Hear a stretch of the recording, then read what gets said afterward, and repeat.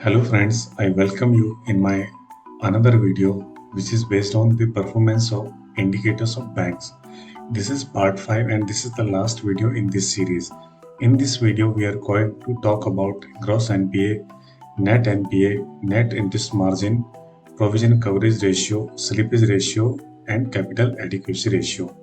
So let us start.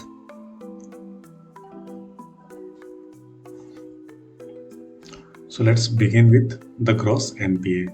So gross NPA means the gross non-performing asset. It refers to the total amount of loans and advances that are not being repaid by the borrower and have turned into bad debts or bad loans. So non-performing assets are loans that have not been repaid for a certain period of time, and it is the 90 days or more and are classified as bad debt. Okay, so the formula is gross NPA divided by total advances multiplied by 100. Okay, so this is the formula, and gross NPA is calculated as a percentage of total advances of the bank. It represents the percentage of loans and advances that are not being repaid by the borrower and have turned as NPA. Okay, so a high percentage of gross NPA indicates that the bank is facing a high risk of loan default, which can have a negative impact on its financial health and profitability.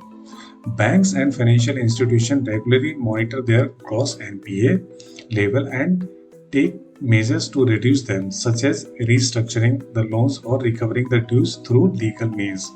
The Reserve Bank of India sets guidelines for banks to maintain a healthy level of gross NPA and has the power to take regulatory action against the bank that do not comply with these guidelines. Okay, so ultimately this is the main performance indicator of the bank. So the gross NPA is the first one in this series, in this video. Okay, now let us talk about the next ratio. The next ratio is net NPA. So net NPA is what it stands for. It stands for net not performing asset. It refers to the total amount of loans and advances that are not being repaid by the borrower and have turned into bad debts, minus the provision made by the banks to cover the potential losses from these bad asset. Okay, so friend, as we know that first we have talked about the gross NPA. Okay, so as per the RBI requirement, the banks are supposed to make certain provision for the bad loan or NPA account. Okay, so when we deduct the provision from gross NPA, then we get the figure of net NPA. Okay, this is called net NPA. So the formula is gross NPA minus provision for NPA divided by the total advances. Okay, so through this we get the percentage of net NPA ratio.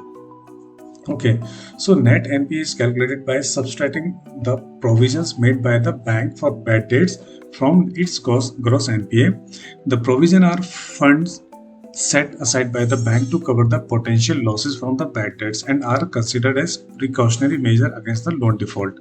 Therefore, net NPA provides a more accurate picture of the actual bad debts that the bank is facing after taking into account the provision made for these bad debts. Okay, so since the bank has already provided for certain amount for these bad loans, so net NPA gives a better picture compared to gross NPA. Okay, so a high level of net NPA indicates that the bank is facing higher risk of loan defaults and may have to make more provision to cover potential losses, which can have a negative impact on its profitability and financial health.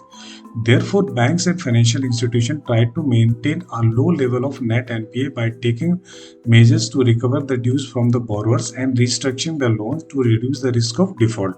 Okay, the Reserve Bank of India sets guidelines for the banks to maintain a healthy level of net NPA and has the power to take the regulatory action against the bank that do not comply with these guidelines. Okay, so this is another important financial key parameter for the bank. Then we will talk about the another favorite, the ratio, that is the net interest margin. Okay, so the formula is net interest earned, that is interest earned minus interest paid. So whatever the figure we are going to get is the net interest. Okay, so if we divide by the total interest earning asset, then we get a percentage of NIM. So this is also very important financial parameter for the bank, and generally it is an indicator how much the bank has cushion to, against the rate of interest on deposits, and against they are getting the interest on the loans. So the NIM stand for net interest margin. It represents the difference between the interest income earned and interest paid. Okay, and investment. It also includes the interest on investment paid by the bank on its deposit and other borrowing. NIM is calculated as a percentage of bank's interest earning assets. Okay, the net interest margin is an important measure of bank's profitability and efficiency in managing its interest rate risk. A higher NIM indicates that the bank is able to earn a higher spread between its interest income and interest expenses, which translate into higher profitability for the bank. On the other hand, a lower NIM indicates that the bank is facing higher interest expenses or is earning lower interest income on its assets. Bank and financial institution typically try to maintain a healthy NIM by managing their interest rate risk through a combination of various strategies, such as adjusting the interest rate on their loans and deposit, investing in higher yielding assets, and managing the maturity profile of their assets and liability. NIM is also influenced by various external factors such as change in the interest rate environment, competition in the banking industries, and the economic condition of the country. As we know, the Reserve Bank of India in the monetary policy, they regulate the interest rate by way of repo rate and reverse repo rate and other financial tools. Okay, so if RBI changes repo rate or reverse repo rate, then definitely these are going to impact the overall NIM of the banks. Okay, so therefore the banks and financial institutions regularly monitor their NIM level and adjust their strategy according to maintain healthy level of profitability.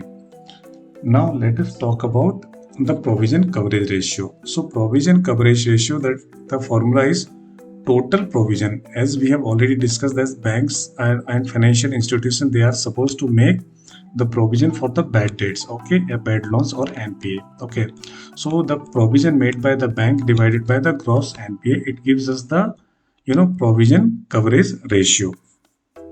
Okay, so the totals here I mentioned that GNPA, it is not, it is the PCR, provision coverage ratio. Okay, so the formula is total provisions divided by GNP multiplied by 100. Okay, so PCR is calculated by dividing the total provisions made by the bank for the bad loans by its gross NPA.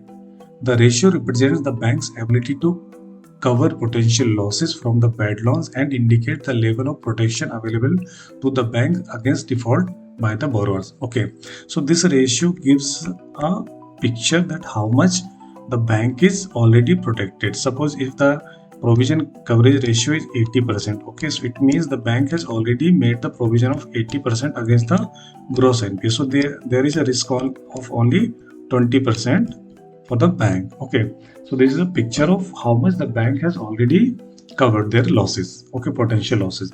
A higher PCR indicates that the bank has made adequate provision to cover potential losses from the bad loans and is better equipped to handle defaults by the borrower. On the other hand, a lower PCR indicates that the bank has made insufficient provision to cover potential losses from bad loans and may be at a higher risk of incurring losses from defaults by the borrower. Provision coverage ratio is an important measure of a bank's financial health and risk management.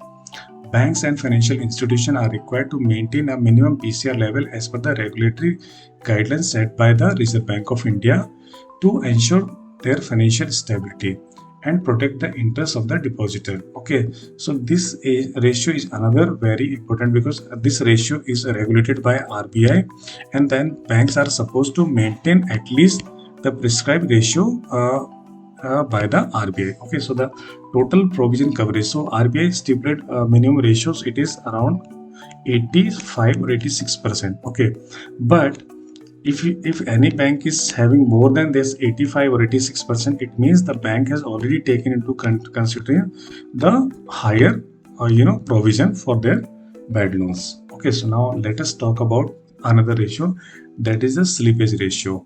So what is the slippage? It means the fresh addition of NPA in the total portfolio of the bank. So slippage ratio measures the percentage of loans that have moved from standard assets where repayments are being made on time to non-performing assets. It means where the loans have the overdues more than 90 days or more during a period of time. Okay, so slippage ratio is calculated by dividing the total amount of loans, that is fresh NPA, okay, the NPA addition during the year, divided by the opening balance of standard assets multiplied by 100. So this gives a ratio of slippage ratio. Okay, so slippage ratio is an important matrix for the bank as it indicates the quality of their loan portfolio and their ability to manage the credit risk. A higher slippage ratio indicates the bank is facing in managing credit risk and may be exposed to higher losses from the non-performing loans. Conversely, a lower slippage ratio indicates that the bank is able to maintain the quality of its loan portfolio and has effective risk management practice in a place. Okay, so higher ratio, it means more risk and the lesser ability of the management. Okay, and if the ratio is lower, then the management is having better management policy for new slippage or monitoring of loans. In summary, the slippage ratio measures the percentage of loans that have moved from standard assets to non-performing assets during a specific period, and it is important metrics for the bank to manage their credit risk and ensure the quality of their loan portfolio. Okay, so this is all about slippage ratio. Next, the capital adequacy ratio. So the capital adequacy ratio is a ratio that measures the amount of a bank's capital in relation to its risk-weighted asset. It is used to determine the ability of a bank to absorb losses in the event of an economic downturn or other unexpected losses. So capital adequacy ratio, the formula is bank's tier 1 plus tier 2 capital divided by risk weighted assets. Okay, so what does it mean? It means as per the Basel 3 requirement, the capital is divided into tier 1 and tier 2 capital. Okay, so tier 1 capital is basically your long term and it's a honest capital, and tier 2 capital is additional capital. Okay, and risk weighted assets mean what are the risk weighted asset? It means the risk given by the Reserve Bank of India, the percentage. Okay, so based on that, we have calculated the risk weighted assets. So this is the formula of capital adequacy ratio. Okay, so the the minimum capital adequacy requirement for the bank is set by the regulatory authority, that is the Reserve Bank of India. So at present, the requirement of CR is 11.5%. So in the tier 1, the common equity has to be 5.5%. So tier 1 T1 has to be 5.5% and tier 2 is 1.5%. So both put together should come to minimum 7%. Okay, and then tier 2, sorry, this is 81 capital, and then T2 capital, for T2 capital the requirement is 2%. So T1 plus 2, T2 should be at least minimum 9%. Okay, then there is the concept is capital conservation ratio, that is given as 2.5%. Okay, so total it put together it comes to 11.50% at present. Okay, so this is the capital adequacy ratio. A higher capital adequacy ratio indicates the bank has a strong capital base and is better equipped to absorb losses, while a lower capital adequacy ratio indicates that the bank may be exposed to higher level of risk and may need to raise more capital to meet the minimum regulatory requirement. The bank and financial institution regularly monitor their capital adequacy ratio to ensure compliance with regulatory requirement and to maintain a strong financial position. They may take measures to increase their capital base, such as raising equity or issuing subordinate debt to improve their capital adequacy ratio and reduce their risk exposure. So friend, with this, this was the last video in this series. Hope you have liked it, and if you like this video, please share it, and thanks for watching. Thank you.